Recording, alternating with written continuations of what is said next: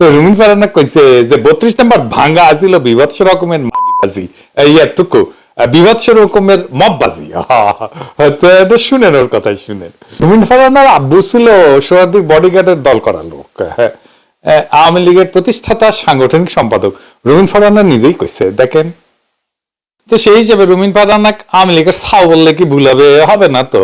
তো রুমিনের আব্বা পরে আওয়ামী লীগ করেন নাই, মুজিবের বিরোধিতা করেছেন, তো এটা আদি পাপ করেছেন আর কি। রুমিন ফারহানার আব্বা, রুমিন তার আব্বুর করা সেই আদি পাপ, মানে আওয়ামী লীগের বিরোধিতা করার আদি পাপ এখন হাসিনার লেসপেন্সারি করে পুষিয়ে দিচ্ছে। সাব্বাস বাঘের বাচ্চা। রুমিন, আপনাকে একটা গোপন কথা কই, আপনি জানেন যে বাংলাদেশে কয়টা ঘৃণিত নামের মধ্যে আপনি একজন? মার্শাল্লাহ, অভিনন্দন। আর একজন আছে ফজু পাগলা। তো আপনি এত ফাউল করেছেন রুমিন, যে আপনার নিয়ে আমার আগে এপিসোড করা উচিত ছিল। তারপরেও আমার একটা স্ট্যান্ডার্ড আছে না, আমি ধরি না সবাই, আপনার না ধরলে হচ্ছিল না।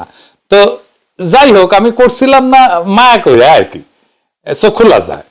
কিন্তু 32 নম্বর ভাঙাকে বিভৎস বাজি ওইয়া থুকু মগবাজি, মগবাজি না মগবাজি কয় ঠিক থাকতে পারলাম না। 32 নম্বর ভাঙার ডাক আমি দিছিলাম।